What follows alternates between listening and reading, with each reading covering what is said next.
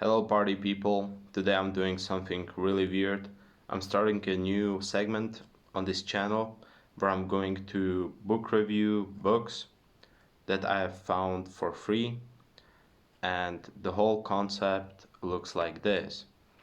Now, in Prague, in the Czech Republic, the place where I live, there are a lot of uh, book booths or places where you can just leave a book if you don't really need that book or you just want to get rid of it, or you can take books for free. It's like charity for books, and it's a really cool concept that I haven't seen in other places.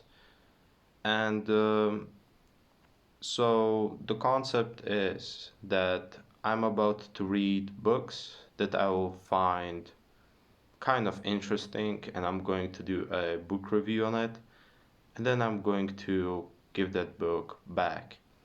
And why this is interesting is because of the reason why people throw away their books. Now, mostly people throw away their books because either they have already read it and they don't really need it, which doesn't really happen that often, or the book is really bad. And after reading the first book, I decided to talk about the qualities of these books and to debunk the mystery. Why was that book thrown away? Why did someone decide to get this book and just throw it away? Now, the first book I'm going to analyze is called The Case Against Christ by John Young. Now, this book is really weird because there is no story, and it's all about Christianity. It's all about this bishop talking about arguments against atheists. Because each chapter of this book starts with a phrase an atheist would say to counter argument Christian uh, Christian beliefs. For example, that Christians are no better than anyone else, that you are an egoistic man because you are Christian and you think you're better than me, and that science has the proven religion and arguments about Christianity and science, that scientists are not Christians, blah blah blah. Now, this bishop, John Young, who's really a British bishop, or he was, the book is from the 70s, is a book that I was not interested in. But because I was not interested in, I would feel very ignorant if I didn't read the book, because then it would be about finding books that are interesting to me. But those books are not interesting because they were thrown away. Now, many can argue that it's not true, but I think that it is true if I look at from perspectives of, normal people who would throw away stuff they already have. And mostly, when you want to get rid of books, you just call your friends if they need a book that you have on your bookshelf.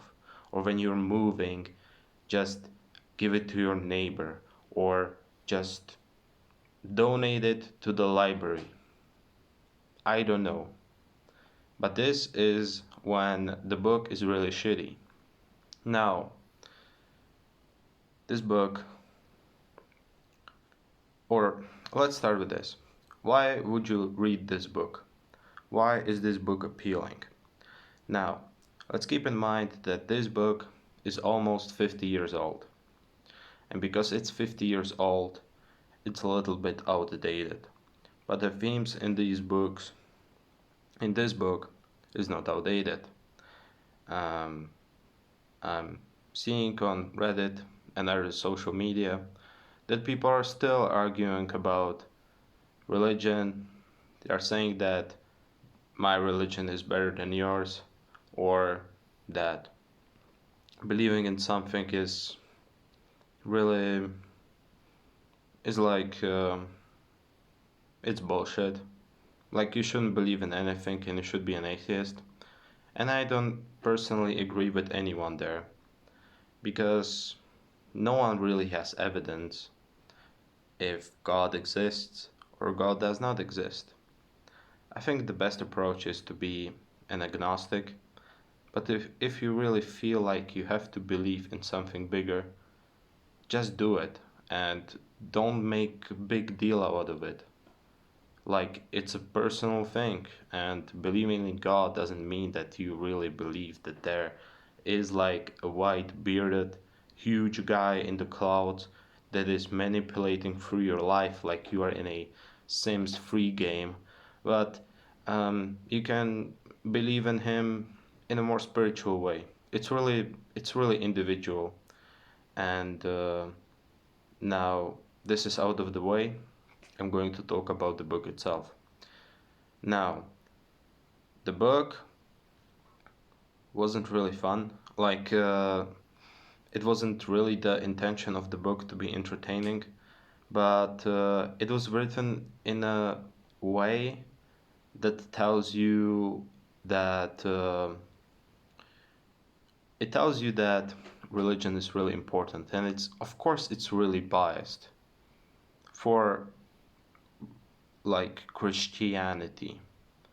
However, what really infuriated me throughout the book was that when the author was giving the counter arguments to these atheists' phrases, then he didn't have any, legitimate evidence about whether it is true or not. Like for example, um, he was saying in the chapter, let me find that, in Once Dead, Always Dead, which says that atheists say that Jesus couldn't have been resurrected because it's biologically not possible, which is like a no-brainer because people cannot get resurrected.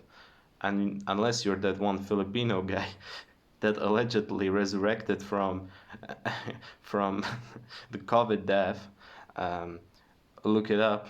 It was really funny. Well, of course, it's a hoax, but it's funny to believe in that. And Christians actually think that he resurrected. I'm not going to judge that. I'm just saying that they believe that Jesus has actually resurrected. Now, atheists say that it's not biologically true. Now, what is the author saying about that? Is he saying that there is like a biological explanation of how can a person be resurrected, or did he argument that he literally was not resurrected? It's like a metaphor for second coming of hope, or like a second coming of enlightenment for the people. No, the real explanation is from the author, and I'm not kidding, is that God wanted him to be resurrected. So he was resurrected. Now, what the fuck is this even an argument? Like, I was reading it, and I wanted to throw the book away, which is like the whole outcome of this book review, because it's just if you're trying to do something, just just don't be a fool about it. Like, if you really want to do something, just don't fuck it up like that.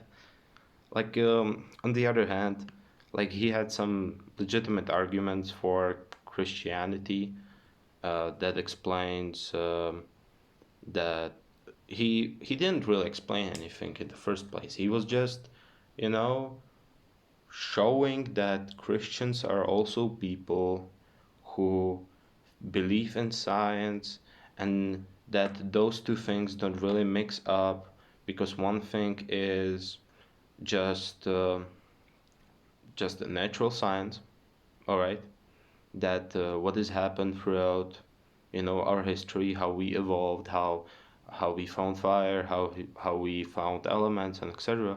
This does not correspond with God, because God is something that created all of it, which is also a pretty stupid argument if you don't explain it. But if you explain it right, you can make anything work. Now, this book, fortunately, was not really long. It was like under 100 pages, so you can read that in like 2 days. I think you can read that even in a day.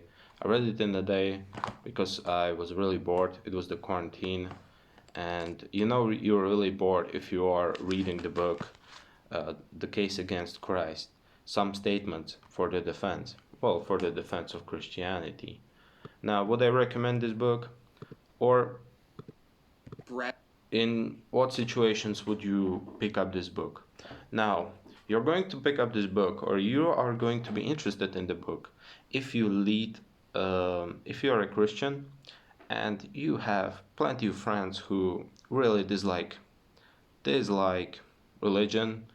They tell you that this is wrong what you believe in, that you shouldn't believe in it because it's not true. I have like a quadrillion million evidence that God doesn't exist. I can even prove it mathematically that God doesn't exist, and shit like that. So you pick up this book, you learn from it how to, how to defend yourself, how to defend your religion, how to talk about Christianity in a more um, rational way than by just saying that God said it, even though the priest in the book literally says every time as a part of his argument that it is what God wanted.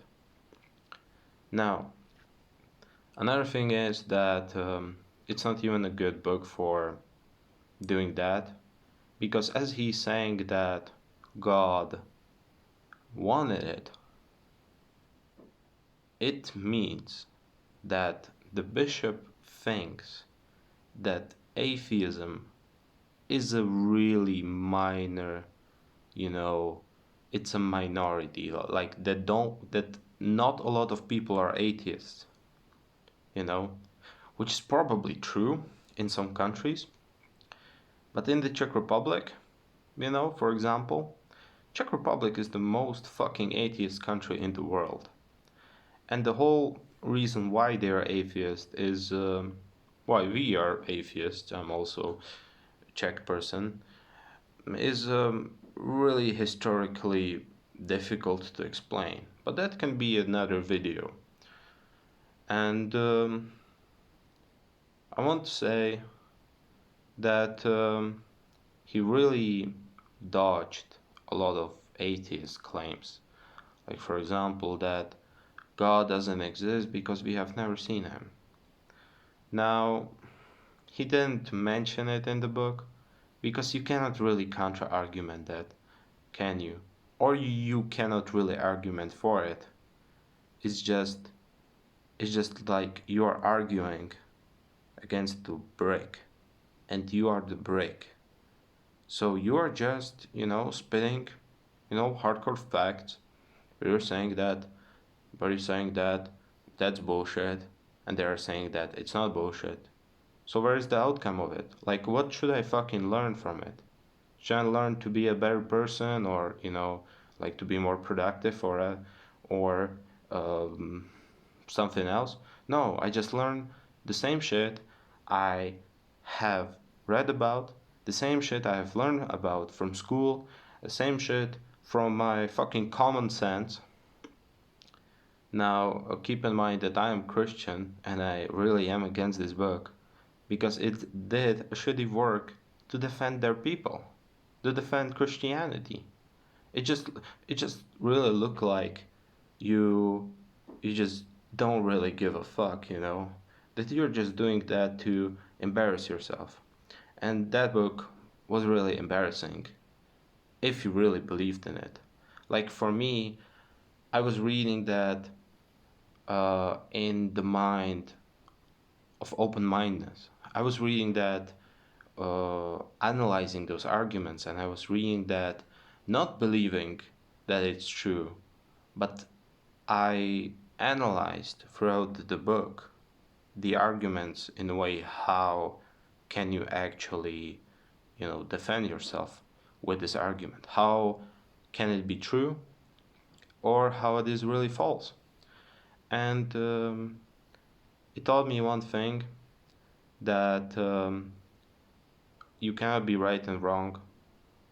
You cannot be right or wrong. You cannot be, 100% sure about anything. And yeah, it's I don't know. Just don't read this book. I will put it in the trash. Trash meaning I will donate it to someone to read. And I didn't even find that book in the book booth because, like, how the fuck do I find English books in the Czech Republic? Like every time I was scavenging through, those book booths, either they were empty, most of the time were empty, like 80%, but when they were not empty, they were just like 100-year-old law books about something extremely specific, or books about fishing in the pond of South Bohemia. Now, well, probably those books would be more entertaining than what I heard right now, but but yeah. So this is my first book review. I will end with a little rating out of 5, where 5 is the, best book I've ever read, or like the best book I have ever read for free and involuntarily. Now, I would give this book a 2, 2 out of 5. I think it's a fair score. It was not boring, neither it was entertaining. It had some, content I could relate to. It wasn't nothing that I didn't know about. And then I would give points out for, you know, other style. It just sounded so pathetic. And I would give it 1 point for, you know, at least it being a book that didn't spark any controversy. Like it didn't make any controversial claims on its own, but it, shed some light on some controversial topic. Now, if you really want to read this book, good luck finding it because it's from the 70s and it has never been reprinted again. I have the original copy from 1971 and it still says here that the price for this book is 25p. Now, for 25 pence, what can you buy in the UK? Maybe like, I don't know, maybe someone will spit in your face for 25 pence if you're lucky. Now, this is all from me. I hope you stay safe. Goodbye.